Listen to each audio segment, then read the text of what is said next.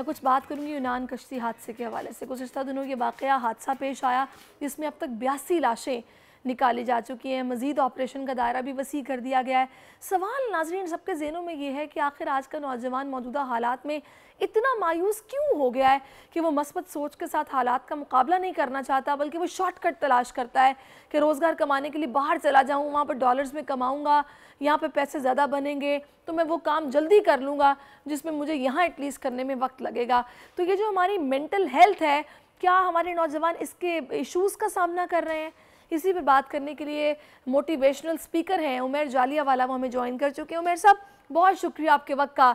आप कितना एग्री करते हैं मेरी इस बात से कि हम शॉर्टकट तलाश कर रहे हैं, हम डीमोटिवेटेड हैं, हम मेहनत नहीं करना चाहते, या वो रास्ता हमें चाहिए कि जिसमें हम क्विकली बना लें जो बनाना चाहते हैं?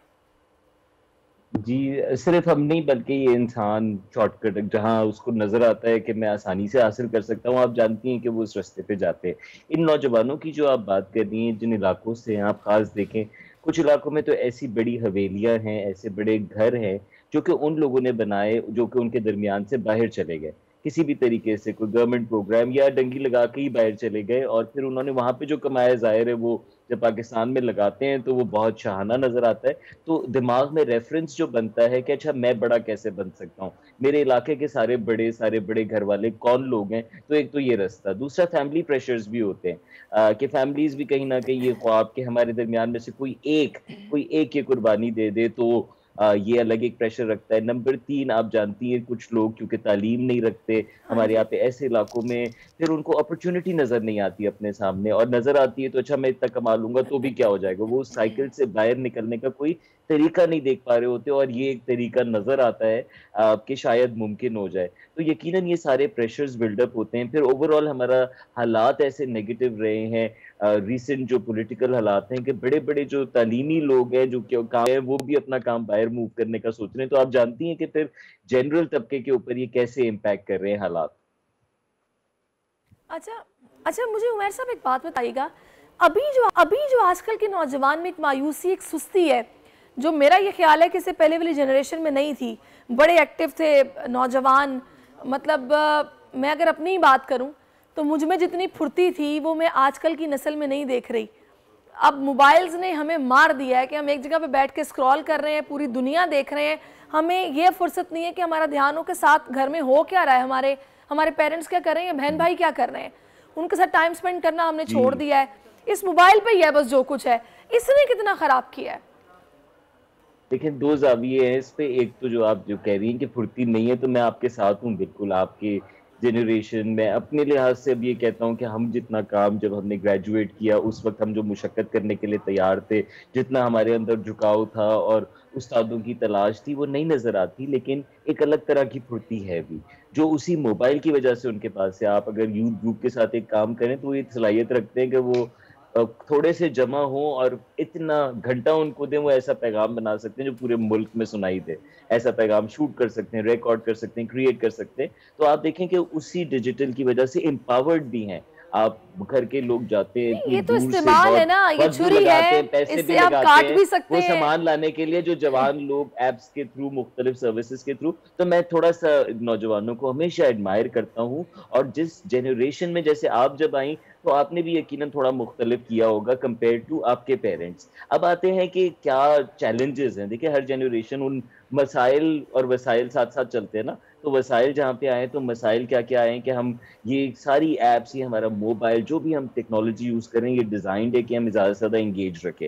और चाहे वो हमारे लिए अच्छा हो या ना हो, लेकिन इन सोशल मीडिया ऐप्स को बहुत पसंद है कि हम टाइम लगाएँ। दूसरा, आप जानती हैं कि कंटेंट वो नज़र आता है जो कि हमें ऑलरेडी पसंद आ रहा होता है। जिस तरफ हम माइल होते हैं तो हमें लगता है पूरी दुनिया वैसे सोच रही है। नंबर 3, आपने बिल्कुल दुरुस्त बात की कि जितना डिजिटल पे टाइम लग गया है, उतना इन पर्सन टाइम नहीं रहा। यानी एक फैमिली के लोग घर में बैठे हुए, 4 लोग मैं देखता हूँ अलग-अलग डिवाइसेज़ पे दुनिया से राब्ता बनाए हुए, लेकिन आपस में डिस्कनेक्टेड होते हैं। इदारों के अंदर भी ये सिलसिला नज़र आता है। तो ये बिल्कुल चैलेंज है, और नौजवान मैंने ये भी देखा है कि रिकॉग्नाइज़ भी करते हैं कहीं न कहीं। तो देखिए, ज़रूर बिल्कुल आप आप जो उमैर साहब बात कर ठीक रही कह रहे हैं। हैं, क्रिएट करने वाले क्रिएट भी कर रहे हैं और इस डिजिटल डिवाइस का पॉजिटिव यूज़ कर रहे हैं, लेकिन नेगेटिव करने वाले ज़्यादा हैं। मेरा ख्याल है कि इतनी बड़ी तादाद है जो टिकटॉक्स पे लगी हुई है कि आपको खुद भी अंदाज़ा होगा कि वो शॉर्ट्स बन रहे हैं और टाइम ज़ाया हो रहा है। खैर एनी हाउ वो भी एक कर कमाने का जरिया भी आजकल बना हुआ है, लेकिन उसमें कोई क्रिएटिविटी नहीं है। देखिए एक मैं आपको एक फैक्ट भी बताना चाहता हूँ कि आने वाले दौर के अंदर, क्योंकि ज्यादातर जो हम काम करते थे और कर रहे हैं अभी ये ऑटोमेट होते चले जाएंगे, ये मशीनें कर रही होंगी। हमारे बहुत सारे ऐसे भी जॉब्स जो कि हम व्हाइट कॉलर जॉब्स ऑफिस के समझते हैं कि नहीं, ये आप देख रही हैं चैट जीपीटी टाइप टूल से नजर आ रहा है कि अच्छा ये तो खुद ही हो सकते हैं। तो इंसान क्या करेगा? इंसान को बहुत ज्यादा अपनी इंगेजमेंट पे काम करना पड़ेगा और अपने मसाइल भी हल करने पड़ेंगे, वो तमाम मसाइल जिससे हम इफेक्टिवली भागते रहे क्योंकि हमें काम करने थे उस मसाइल को हल करने के लिए जब तक आप मोटिवेट नहीं होंगे ना, इंडस्ट्री भी है और पाकिस्तान में एंटरटेनमेंट बहुत कमजोर है, न्यूज चैनल ज्यादा हैं, एंटरटेनमेंट चैनल्स कम है, राइट? तो ये उस एंटरटेनमेंट गैप को भी फिल किया है आम लोगों ने, और दुनिया भर में जहां जहां ये गैप है वहां ये फिल हुआ है। तो आप देखें लोग, मैं ये नहीं कह रही हूँ उमैर साहब कि बिल्कुल नहीं हो रहा, बोर हो रहे होते, बिल्कुल नहीं हो रहा।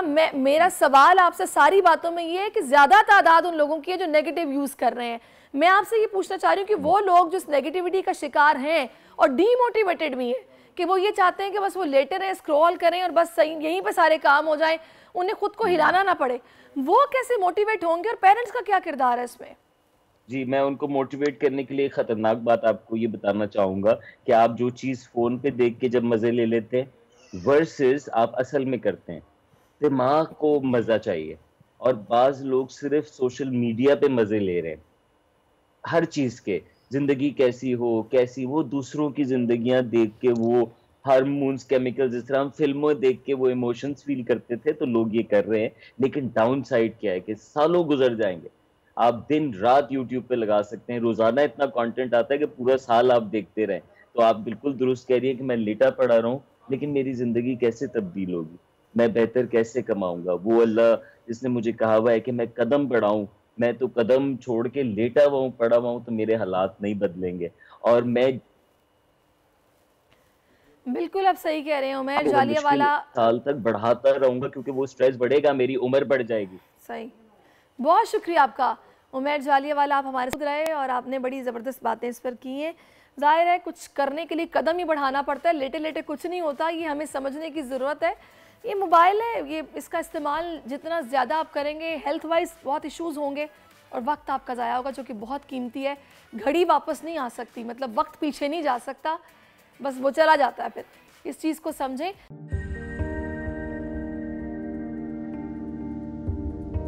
कैसे कैसे सितारे डूब गए, खूबसूरत नजारे डूब गए, ख्वाबों के सभी किनारे छूट गए, गमज़दा दुख के मारे डूब गए। कितनी मुश्किल का सामना है यहां, कितने लोगों के प्यारे डूब गए।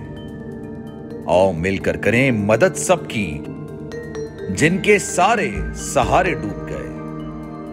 आजमाइश में मिलकर एक हुए, नफरतों के इशारे डूब गए, कितने प्यारे हमारे डूब गए। कौमी सानहे की सूरत हाल से लम्हा बलम्हा बोल रखेगा बाखबर, गम की इस घड़ी में बोल तारकीने वतन के अहले खाना के साथ खड़ा है।